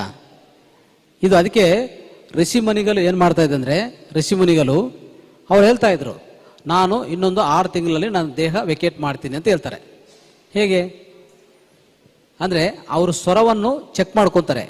ಅವ್ರ ಸ್ವರ ಬದಲಾವಣೆ ಆಗ್ತಾ ಇಲ್ಲ ಅಂತಂದ್ರೆ ಗೊತ್ತಾಗತ್ತೆ, ನೆಕ್ಸ್ಟ್ 6 ತಿಂಗಳಲ್ಲಿ ನಾನು ನನ್ನ ದೇಹವನ್ನು ವೆಕೇಟ್ ಮಾಡ್ತೀನಿ ಅಂತ ಅವರು ಸ್ವರ ವಿಜ್ಞಾನದಿಂದನೇ ಹೇಳಿರೋದು. ಅದಕ್ಕೆ ಸ್ವರ ವಿಜ್ಞಾನ ಈಸ್ ಮೋಸ್ಟ್ ಎಸೆನ್ಷಿಯಲ್ ನಾಲೆಡ್ಜ್. ಅದು ನಾವು ನಮ್ಮ ಮಾತಾರ್ ವೇದಿಕದಲ್ಲಿ ಮಾತಾರ್ ಟಿ ವಿಯಲ್ಲಿ ಆಲ್ಮೋಸ್ಟ್ ಒಂದು 20 ಕ್ಲಾಸ್ ಮಾಡಿದ್ದೀನಿ ನಾನು, 20 ಕ್ಲಾಸಸ್ ಮಾಡಿದ್ದೀನಿ. ಇಲ್ಲಿರುವಂಥ ಎಲ್ಲ ಮಾಸ್ಟರ್ಸು 365 ಡೇಸ್ ಅಟೆಂಡ್ ಆಗಿದ್ರೆ ಗೊತ್ತಿರ್ತದೆ. ಆದರೆ ನೆನಪು ಮಾಡ್ಕೊಂಡಿಲ್ಲ ಅಂದರೆ ನಿಮಗೆ ಫಸ್ಟ್ ಕ್ಲಾಸ್ ಮತ್ತೆ ಇದು ನೆನಪು ಮಾಡ್ಕೊಂಡಿಲ್ಲ ಅಂದರೆ ಮನನ ಮಾಡ್ಕೊಂಡಿದ್ದಾರೆ, ಇದು first class, as good as ಅಲ್ವಾ? ಅದೇನು ಮಾಡೋಕ್ಕಾಗಲ್ಲ. ಸೊ ಇದಕ್ಕೂ ಅರ್ಥ ಮಾಡ್ಕೊಳ್ಳಿ ದಯವಿಟ್ಟು. ಸೊ ಎಲ್ಲಿಂದ ಮತ್ತೆ ಈ ಕಡೆ ಬಂದ್ವಿ? ಯಾಕೆ ಅಂದರೆ ಫಸ್ಟ್ ಮೂತ್ರ ಯಾಕೆ ಅಂತ, ರೈಟ್? ಓಕೆ. ಸೊ ಫಸ್ಟ್ ಮೂತ್ರದಲ್ಲಿ ಸ್ಪಷ್ಟವಾಗಿ ಹಾರ್ಮೋನ್ಸು, ಆಯಿತಾ, ಎಂಜೈಮ್ಸು, ಲವಣಗಳು ಎಲ್ಲ ಅದರಲ್ಲಿ ಅಡಗಿರ್ತದೆ. ರಾತ್ರಿ ಎಲ್ಲ ರಿಪೇರಿಂಗ್ ಸಿಸ್ಟಮ್ ನಡೀತದೆ. ಆವಾಗ ಮೆಲಟೋನಿನ್ ಇನ್ನೊಂದು ಮೆಲಟೋನಿನ್ ಪರ್ಚೇಸ್ ಮಾಡಬೇಕಂದ್ರೆ ಕಾಸ್ಟ್ ಎತ್ತು ಗೊತ್ತಾ ನಿಮಗೆ? ಮೆಲಟೋನಿನ್ ಪರ್ಚೇಸ್ ಮಾಡಬೇಕಂದ್ರೆ ತುಂಬ ಜನ ನಿದ್ದೆ ಬರ್ತಿಲ್ಲ ಅಂದರೆ ಮೆಲಟೋನಿನ್ ಪರ್ಚೇಸ್ ಮಾಡಿ ಥೆರಪಿ ಕೊಡೋರು ಇದ್ದಾರೆ ಹಾಸ್ಪಿಟಲ್ಸ್, ಆದರೆ ತುಂಬ ಕಾಸ್ಟ್ಲಿ. ಅದೇ ಮೆಲಟೋನಿನ್ ನಮ್ಮ ಮೂತ್ರದಲ್ಲಿ ಇರ್ತದೆ, ನೋಡಿದ್ರ? ಇನ್ನೊಂದು, ಮೊದಲನೇ ಮೂತ್ರ ತಗೊಂಡು ಒಂದು ಇಂಜೆಕ್ಷನ್ ರೆಡಿ ಮಾಡ್ತಾರೆ. ಆ ಇಂಜೆಕ್ಷನ್ ಹೆಸರು ಗೊತ್ತಾ? ಯೂರೋಕಿನಾಸೆ. ಏನು ಆ ಇಂಜೆಕ್ಷನ್ ಪರ್ಪಸ್ ಏನು ಗೊತ್ತಾ? ಯಾರಾದ್ರಿಗೂ ಹಾರ್ಟ್ ಅಟ್ಯಾಕ್ ಆಗ್ತದೆ ನೋಡಿ, ಆ ಸಮಯದಲ್ಲಿ ಆ ಆರ್ಟ್ರೀಸು ಬ್ಲಾಕ್ ಆಗಬಾರ್ದು, ರಕ್ತ ಗಟ್ಟಿ ಆಗಬಾರ್ದು, ಬ್ಲಡ್ ಕ್ಲಾಟ್ಸ್ ಆಗಬಾರ್ದು. ಆಗಿದ್ರೆ ನೆಕ್ಸ್ಟ್ ಮನುಷ್ಯ ಸತ್ತೋಗ್ತಾನೆ. ಹಾರ್ಟ್ ಅಟ್ಯಾಕ್ ಆಗುವಾಗ ನೋಡ್ಕೋಬೇಕಾಗಿರೋದು ಏನು ಗೊತ್ತಾ? ಹಾರ್ಟ್ ಅಟ್ಯಾಕ್ ಆಗಿನ ವ್ಯಕ್ತಿಗೆ ಇಮ್ಮಿಡಿಯೇಟ್ ನೋಡ್ಕೋಬೇಕಾಗಿರೋದು ರಕ್ತ ಏನು ಪ್ರಸಾರ ಆಗ್ತಾ ಇದೆಯೋ ಅದು ಗಟ್ಟಿ ಆಗಬಾರ್ದು, ತಿಳಿಯಾಗಿರಬೇಕು, ಅದು ಬ್ಲಾಕ್ಸ್ ಆಗಬಾರ್ದು, ರಕ್ತ ಬ್ಲಡ್ ಕ್ಲಾಟ್ಸ್ ಆಗಬಾರ್ದು. ಹಾಗೆ ನೋಡ್ಕೊಂಡಕ್ಕೆ ಈ ಇಂಜೆಕ್ಷನ್ ಕೊಡ್ತಾರೆ. ಇದು ಎಲ್ಲಿಂದ ತಯಾರಾಗ್ತದೆ ಅಂದರೆ ಮಾನವನ ಮೂತ್ರದಿಂದ ತಯಾರಾಗತ್ತೆ. ಬೇಕಾದರೆ ಅಂದರೆ ನಿಮಗೆ ಅಲೋಪತಿ ವೈದ್ಯರು ಯಾರು ಹೇಳಲ್ಲ, ಇದು ತಯಾರಾಗ್ತಾ ಇರೋದು ಅದರಿಂದನೇ. ಯೂರೋಕಿನಾಸೆ ಬೇಕಂದ್ರೆ ನೀವು ಗೂಗಲಲ್ಲಿ ಸರ್ಚ್ ಮಾಡ್ಕೊಳ್ಳಿ. ಯೂರೋಕಿನಾಸೆ ಅಂದರೆ ಏನು, ಇದು ಏನು ಮಾಡ್ತದೆ ಅಂತ ನಿಮಗೆ ಈಗಲೇ ಮಾಡ್ಕೊಂಡು ಗೊತ್ತಾಗತ್ತೆ. UROKINASE, ಯೂರೋಕಿನಾಸೆ. ಅದೊಂದು ಇಂಜೆಕ್ಷನ್, ಕಾಸ್ಟ್ಲಿ ಇಂಜೆಕ್ಷನ್. ನೀವು ಹೋದ ತಕ್ಷಣ ಹಾಸ್ಪಿಟ್ಲಿಗೂ ರಕ್ತ ಅಂದರೆ ಒಂಥರ ಹಾರ್ಟ್ ಅಟ್ಯಾಕ್ ಅಂದರೆ ಇಮಿಡಿಯೇಟ್ ಅದೇ ಆಗ್ತಾರೆ. ಇದೆಲ್ಲ ಹೇರಲ್ಲ, ಅರ್ಥ ಆಯ್ತಾ? ಈ ರೀತಿಯಲ್ಲಿ ನಾನು ಹೇಳ್ತಾ ಇದ್ದೀನಿ, ಹಲವಾರು ಇಂಜೆಕ್ಷನ್ ರೆಡಿ ಮಾಡ್ತಾರೆ. ಇನ್ನೊಂದು, ನಿಮಗೆ ಜಪನೀಸ್ ಬಗ್ಗೆ ಗೊತ್ತಿರ್ತದೆ. ಜಪನೀಸು 100-110 ಅದ್ರ ಮೇಲೆ ಬರ್ತಾ ಇರ್ತಾರೆ. ಅವ್ರ ಜೀವನ ಶೈಲಿ ಆ ಥರ ಇರ್ತದೆ. ಇಕ್ಕಿಗಾಯ್ ಅಂತ ಬುಕ್ಕು ಮೇಡಮ್ ಇಲ್ಲಾಂದರೆ ಉಮಾರಾಣಿ ಮೇಡಮ್ ಯಾರೋ ಟೀಚ್ ಮಾಡಿದರು. ಸೊ ಅವರ ಜೀವನ ಶೈಲಿ ಹೇಗಿರ್ತದೆ ಅಂದರೆ ಇದೂ ಅದರಲ್ಲಿ ಭಾಗನೇ, ಮೂತ್ರ ಚಿಕಿತ್ಸೆ. ಮತ್ತು ಇನ್ನೊಂದು, ಅವ್ರ ಪರಿಜ್ಞಾನದಿಂದ ಈ ಮೂತ್ರದಿಂದ ಎಷ್ಟೋ ಮೆಡಿಸಿನ್ಸ್ ರೆಡಿ ಮಾಡ್ತಾ ಇದ್ದಾರೆ. ಈಗ ಎಷ್ಟೋ ಲೈಫ್ ಸೇವಿಂಗ್ ಇಂಜೆಕ್ಷನ್ಸ್ ಅಂತ ಹೇಳ್ತೀವಿ ನಾವು. ಅಂದರೆ ಜೀವವನ್ನು ಉಳಿಸುವಂಥ injections, one of that is urokinase. ಇಂಥವು ಎಷ್ಟೋ ರೆಡಿ ಮಾಡ್ತಾರೆ. ಇನ್ನೊಂದು, ಜಪಾನಲ್ಲಿ ಟಾಯ್ಲೆಟ್ಸ್ ಎಲ್ಲ ಇಂಟರ್ಕನೆಕ್ಟ್ ಮಾಡಿ ಆ ಎಲ್ಲ ಮೂತ್ರವನ್ನು ಎಲ್ಲೆಲ್ಲಿ ಟಾಯ್ಲೆಟ್ ಹೋಗ್ಲಿ, ಯಾರನ್ನ ಹೋಗ್ಲಿ, ಎಲ್ಲ ಇಂಟರ್ಕನೆಕ್ಟ್ ಮಾಡಿ ತಗೊಂಡೋಗಿ ಒಂದು ಚಾಂಬರ್ ಮಾಡಿಕೊಂಡು ದೂರವಾಗಿ ತಗೊಂಡೋಗಿ ಒಂದು ದೊಡ್ಡದು ಟ್ಯಾಂಕ್ ಮಾಡಿ ಅದು ತಗೊಂಡೋಗಿ ಅಲ್ಲಿಂದ ಬಲ್ಸ್ಕೊಂಡು ಅಲ್ಲಿಂದನೇ ಮೆಡಿಸಿನ್ ಫ್ಯಾಕ್ಟ್ರಿ ಕಲಿಸ್ತಾರೆ. ಅಷ್ಟು ಬಿಸ್ನೆಸ್ ಮಾಡ್ತಾರೆ. ಅದು ಅರ್ಥ ಆಯ್ತಾ? ಸೊ ಇಷ್ಟೆಲ್ಲ ಮಾಡ್ತಾರೆ. ಇದೆಲ್ಲ ನಮ್ಗೆ ಗೊತ್ತಿಲ್ಲ ಜ್ಞಾನ, ಅರ್ಥ ಆಯ್ತಾ? ಇದು ಈ ಥರ ಬಲ್ಸ್ಕೊತಾ ಇದ್ದಾರೆ ಅಂತ ಅರ್ಥ ಮಾಡ್ಕೊಳ್ಳಿ. Yes, okay, thank you masters. ಇಷ್ಟೊಂದು ಜ್ಞಾನ ಸಿಗ್ತಾ ಇದೆ ಶಿವಂಬ ಬಗ್ಗೆ. ಇನ್ನೂ ಬಹಳ ಇದೆ. ಇದು ಎಷ್ಟು ನೀವು ಪ್ರಶ್ನೆ ಕೇಳಿದ್ರು ಉತ್ತರ ಕೊಡಕ್ಕೆ ನಾವು ಸಿದ್ರಿದ್ವಿ. ಬಟ್ ನೆಕ್ಸ್ಟ್ ಸೆಷನ್ ಮಾಸ್ಟರ್ ಬಂದು ಕುಂತಿದ್ದಾರೆ.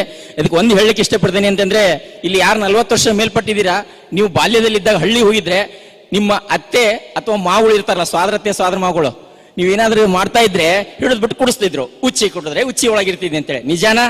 ಯಾರು ಹೇಳ್ತೀರಿ? ಕೈ ಎತ್ತಿ ನಾನು ಹೌದು ಅಂತ ನೋಡಿ. ಎಷ್ಟೊಂದು ಜನ ಗೊತ್ತಿದೆ ಕುಡಿಸಿದ್ದಾರೆ ಅಂತೇಳಿ. ಯಾಕೆ? ಉಚ್ಚಿ ಕುಡಿಯೋದ್ರಿಂದ ಇಚ್ಚಿ ಒಳಗಿರ್ತಾರೆ ಅಂತೇಳಿ. ಇದರಿಂದ ಏನು ತಪ್ಪಿಲ್ಲ, ಕುಡಿಬಹುದು. ಹೌದ್ರಾ? ಇವ್ರ ಕಡೆಯಿಂದ ನಾವು ಇನ್ನೂ ಯಾವಾಗಿಂದ ಬಳಸ್ತಾ ಇದೀವಿ, ನಾವ್ ಏನ್ ಬೆನಿಫಿಟ್ ತಗೊಂಡ್ವಿ, ಇಷ್ಟೆಲ್ಲ ಅನುಭವ ಹೇಳ್ಬೇಕಾಗಿತ್ತು. ಬಟ್ ಟೈಮ್ ಇಲ್ಲ. ಹಾಗಾಗ್ಬಿಟ್ಟು ಶಾರ್ಟ್ ಆಗಿ ಒಂದೊಂದೇ ಮಾತಲ್ಲಿ ಹೇಳಿಸ್ಬಿಟ್ಟು ನೆಕ್ಸ್ಟ್ ಸೆಷನ್ಗೆ ಅವಕಾಶ ಕೊಡ್ತಾ ಇದೆ. ಕೊಡಿ ಎಲ್ಲರೂ ಅವರವರ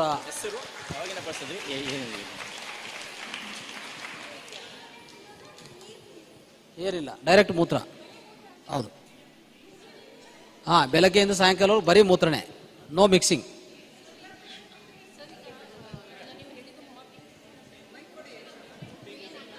ಇಲ್ಲ, ಪ್ರಶ್ನೆಗಳು ಕೊಡ್ಬೋದು ಬೇಕಂದ್ರೆ. ನಮಸ್ಕಾರ ಸರ್.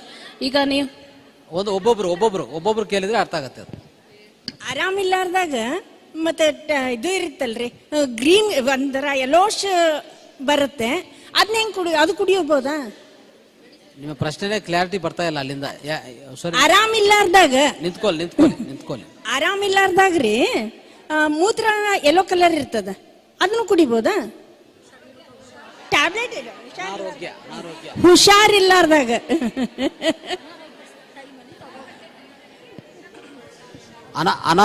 ಅನಾರೋಗ್ಯ ಶುಗರು ಇದಕ್ಕೆಲ್ಲ ಎಕ್ಸೆಪ್ಟ್ ನೀವು ಕೆಮಿಯೋಥೆರಪಿ ಮಾಡ್ಕೊಂಡವಾಗ, ಆಂಟಿಬಯೋಟಿಕ್ ತಗೊಂಡವಾಗ ಬೇಡ. ಯಾಕಂದ್ರೆ ಅದೊಂಥರ ಕುಡಿಯೋಕ್ಕೆ ಕಹಿಯಾಗಿರುತ್ತೆ, ಕುಡಿಯೋಕ್ಕಾಗಲ್ಲ. ಆದರೆ ಕುಡಿದ್ರೆ ಏನು ತಪ್ಪಿಲ್ಲ. ನಾನು ಈಗಾಗಲೇ ಹೇಳಿದೆ, ನೀವು ಯಾವಾಗ ಅನಾರೋಗ್ಯ ಇರ್ತೀರೋ ನಿಮ್ಮ ದೇಹ ಆಂಟಿಬಾಡೀಸ್ ಪ್ರೊಡ್ಯೂಸ್ ಮಾಡಿರುತ್ತೆ, ಅದು ತಗೊಂಡ್ರೆ ನಿಮ್ಮ ದೇಹ ವಾಸಿ ಆಗತ್ತೆ. ನಮಸ್ಕಾರ ಸರ್. ಈಗ ನೀವು ಹೇಳಿದಂಗೆ ಈಗ that is internal medicine prepared by the god.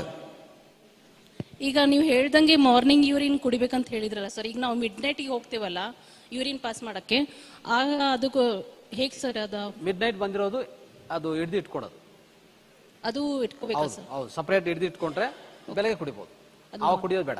Okay, thank you sir. ಮಧ್ಯದಲ್ಲಿ ಏನಾದರೂ ಟೈಮ್ ಗ್ಯಾಪ್ ಇದ್ರೆ ನೀವು ಏನು ಪ್ರಶ್ನೆ ಕೇಳಿದ್ರು ಹೇಳ್ತೀವಿ.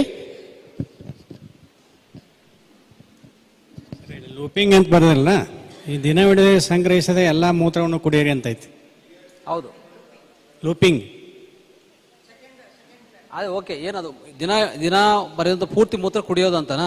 ಕುಡಿಬಹುದು, ತೊಂದರೆ ಇಲ್ಲ. 2 ಲೀಟರ್ ವರೆಗೂ ಕುಡಿಬಹುದು, ಪೂರ್ಣ ಕುಡಿಬಹುದು ಅಂತ. ಪೂರ್ಣ ಕುಡಿಬಹುದು. ತಮ್ಮ ಹೆಸರು, ಯಾವಾಗಿಂದ ಬಳಸ್ತಾ ಇದ್ದೀರಿ, ಏನಾಗಿದೆ? ನಮಸ್ಕಾರ ಎಲ್ಲರಿಗೂ. ನನ್ನ ಹೆಸರು ಸ್ವಾಮಿ.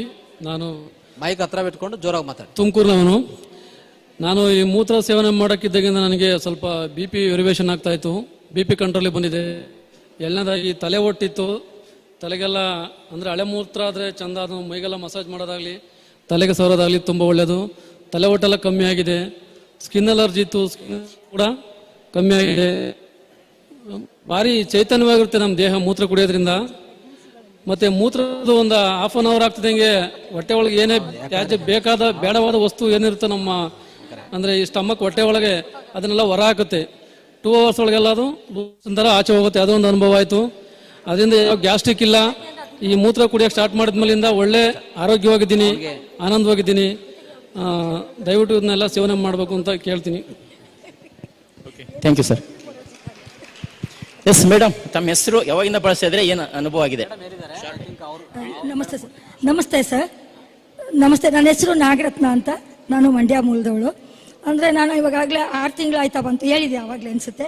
6 ತಿಂಗಳಿಂದ ಸಮೂತ್ರಪಾನ ಮಾಡ್ತಾ ಇದ್ದೀನಿ. ಇದು ನಾನು ಹೇಳಿದ್ನಲ್ಲ ಹಾಗೆ ನಮ್ಮ ಆಹಾರದ ಮೇಲೆ ಡಿಪೆಂಡ್ ಆಗುತ್ತೆ. ಜೊತೆಗೆ ಮಾತ್ರೆಗಳೇನಾದ್ರು ತೊಗೊಂಡಾಗ ಅದು ರುಚಿ ಚೇಂಜ್ ಆಗುತ್ತೆ.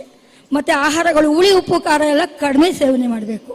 ನಾವು ವಯಸ್ಸಾಯ್ತಾ ಯಾವುದೇ ಹುಳಿ ಉಪ್ಪು ಖಾರಗಳನ್ನ ಕಡಿಮೆ ಮಾಡಬೇಕು. ಉಪ್ಪು ಕೂಡ ಅಷ್ಟೇ. ಯಾವುದೇ ಆಹಾರಗಳು ನಾವು ಲೈಟಾಗಿ ತೊಗೊಂಡಾಗ ಲೈಟಾಗಿರುತ್ತೆ. ನಾನು ಹೇಳಿದ್ನಲ್ಲ, ಎಳ್ನೀರು ಥರನೇ ಇರುತ್ತೆ. ಇದ್ರ ಉಪಯೋಗ ತುಂಬ ಚೆನ್ನಾಗಿ ನನಗೆ ಅನುಭವ ಆಗಿದೆ. ನಾನು ಆವಾಗಲೇ ಹಂಚ್ಕೊಂಡಿದ್ದೀನಿ. ಜೊತೆಗೆ ಇನ್ನೊಂದು ವಿಷಯ ಏನಪ್ಪ ಅಂದರೆ, ಯಾವುದೇ ನಾವೆಲ್ಲ ತಾಯಿರಾಗಿದ್ದೀವಿ, ನಮಗೆಲ್ಲ ಗೊತ್ತಿರುತ್ತೆ. 2-3 ಮಕ್ಕಳು ಮಾಡ್ಕೊಂಡಿರೋರು ನಾವು. ಮಕ್ಕಳು ಹೆರಿಗೆ ಟೈಮಲ್ಲಿ ಅದು ರಿಸಸ್ತು ಅದು ಇವ್ರು ಹೇಳ್ತಾರೆ, ಯೂರಿನ್ ಬ್ಲಾಡರ್ ಲೀಕ್ ಆದಾಗ ತಕ್ಷಣ ಕರ್ಕೊಂಡೋಗಿ ಹೆರಿಗೆಗೆ ಅಂತಾರೆ. ಯಾವುದೇ ಡಾಕ್ಟರ್ ಆಗಲಿ ಯೂರಿನ್ ಪಾಸ್ ಜಾಸ್ತಿ ಮಾಡ್ತಾ ಇರ್ತಾರೆ ಹೆರಿಗೆಗೆ ಅರ್ಧ ಗಂಟೆ 1 ಗಂಟೆ ಮುಂಚೆ ಹೆಣ್ಮಕ್ಳು. ಆ ಟೈಮಲ್ಲಿ ಹಿರಿಯರಿದ್ರೆ ತಕ್ಷಣ ಅವಳಿಗೆ ಡೆಲಿವರಿ ಟೈಮ್ ಬಂದಿದೆ ಅಂತ ಕರ್ಕೊಂಡು. ಯಾಕೆ? ಒಂದು ಮಗುಗೆ ಅದು ಜೀವಾಮೃತ, ಅದು ಅದಕ್ಕೆ ಅದು ಯೂರಿನ್ ಪಾಸ್ ಅಂತಾರೆ. ಡೆಲಿವರಿಗೆ ಅವ್ಳಿಗೆ ಶಕ್ತಿ ಕೂಡ ಬರುತ್ತೆ, ಮಗು ಕೂಡ. ಸರ್ ಹೇಳಿದ್ರಲ್ಲ, ಅದ್ರೊಳಗಡೆನೇ ಬೆಳೆದಿರ್ತೀವಿ, ಆವಾಗ ನಮಗೆ ಗೊತ್ತಿರಲ್ಲ. ಈಗ ಗೊತ್ತಾದಾಗ ಮಾತ್ರ ನಮ್ಗೆ ಅಸಹ್ಯ ಆಗುತ್ತೆ ಅನಿಸುತ್ತೆ. ನಾನು ಅದನ್ನ ಹೇಳ್ಕೊಳಕ್ಕೆ ಇಷ್ಟಪಟ್ಟೆ ಸರ್ ಹತ್ರ. ಅದು ತಪ್ಪಿದ್ರೆ ಕ್ಷಮಿಸಿ ಸರ್. ನಮಸ್ತೆ. ನಾನು 1 ತಿಂಗಳಾಯ್ತು ಇವಾಗ ಯೂರಿನ್ ಸೇವನೆ ಮಾಡ್ತಾ ಇದ್ದು. ಅದರಿಂದ ನನಗೆ ತುಂಬ ಮೊದಲು ಕೋಲ್ಡ್ ತುಂಬ ಆಗ್ತಾ ಇತ್ತು. ಸ್ವಲ್ಪ ಕ್ಲೈಮೇಟ್ ಚೇಂಜ್ ಆದರೂ ನಮಗೆ ತುಂಬ ಕೋಲ್ಡ್ ಆಗ್ತಾ ಇತ್ತು. ಇವಾಗ ಸೇವನೆ ಮಾಡ್ತಾ ಇರೋದ್ರಿಂದ ನನಗೆ ಕೋಲ್ಡ್ ಆಗ್ತಾನೇ ಇಲ್ಲ. ಆಮೇಲೆ ನನಗೆ ಏರ್ ಫಾಲ್ ತುಂಬ ಆಗ್ತಾ ಇತ್ತು, ಅದು ಸಹಿತ ಕಂಟ್ರೋಲ್ ಆಗಿದೆ. ಆಮೇಲೆ ಥೈರಾಯ್ಡ್ ಇತ್ತು ನನಗೆ, ಅದು ಟ್ಯಾಬ್ಲೆಟ್ ಡೋಸ್ ತುಂಬ ಕಡಿಮೆ ಆಗಿದೆ ಅಂತ ಹೇಳ್ಬೋದು. ಇದರಿಂದ ತುಂಬ ಉಪಯುಕ್ತ ಇದೆ. ಎಲ್ಲರೂ ಸೇವನೆ ಮಾಡಿ ನೀವು ಇದರಿಂದ ಆರೋಗ್ಯ ಪಡ್ಕೊಳ್ಳಿ ಅಂತ ತಮ್ಮಲ್ಲಿ ವಿನಂತಿ ಮಾಡ್ಕೊಳ್ತೀನಿ ನಾನು. ಒಂದು ಬುಕ್, ಇನ್ನೊಂದು ಬುಕ್ ಇದೆ, ನಾನು ಓದ್ತಾ ಇದ್ದೆ ನಿನ್ನೆ ಮೊನ್ನೆ. ಒಂದು ಹರೀಶ್ ಗೋಯಂಕ ಅಂತ ಅವ್ರು ಬರೆದಿರೋದು. ಅವ್ರಿಗೆ ಸೈನಸಿಟಿಸು 30 ಇಯರ್ಸಿಂದ ಇತ್ತು. 30 ಇಯರ್ಸ್ ಸಫರ್ ಆಗಿದ್ದಾರೆ. ಎಲ್ಲ ಆಯುರ್ವೇದ, ನ್ಯಾಚುರೋಪತಿ, ಅಲ್ಲೋಪತಿ, ಹೋಮಿಯೋಪತಿ ಎಲ್ಲ ಉಪಯೋಗಿಸಿ ಏನೂ ಸಾಧ್ಯವಾಗಿಲ್ಲ. ಈ ಮೂತ್ರ ಕುಡಿಯೋದು ಮೂತ್ರ ಮೂಗಿಯಿಂದ ಜಲನೀತಿ ಮಾಡ್ತೀವಲ್ಲ ಆ ರೀತಿ ಮಾಡ್ಕೊಂಡೋದು. ಓಕೆ, ಮೂತ್ರ ಕುಡಿಯೋದು, ಹಚ್ಕೊಂಡೋದು, ಕಿವಿಯಲ್ಲಿ ಮೂಗಲ್ಲಿ ಎಲ್ಲ ಹಾಕ್ಕೊಂಡೋದು ಮಾಡಿದ ಮೇಲೆ ಅದು 3 ರಿಂದ 4 ತಿಂಗಳಲ್ಲಿ ಆ ಸೈನಸೈಟಿಸ್ ಪೂರ್ತಿ ಹೋಗಿದೆ. ಅರ್ಥ ಆಯ್ತಾ? ಅವರೊಂದು ಬುಕ್ಕೇ ಬರೆದಿದ್ದಾರೆ, ಬೇಕಾದ್ರೆ ನಾನು ಕೊಡ್ತೀನಿ ಅದು ರೆಫರೆನ್ಸು. ಸೊ ಈ ರೀತಿಯಲ್ಲಿ ಸ್ನೇಹಿತರೆ ನಿಮಗೆ ಈ ನೆಗಡಿ, ಕೆಮ್ಮು ಇದೆಲ್ಲ ಲೆಕ್ಕನೇ ಇಲ್ಲ, ಶಿವಂಬುಕ್ಕು ಲೆಕ್ಕನೇ ಇಲ್ಲ. ಅರ್ಥ ಮಾಡ್ಕೊಳ್ಳಿ. Okay, right, thank you so much.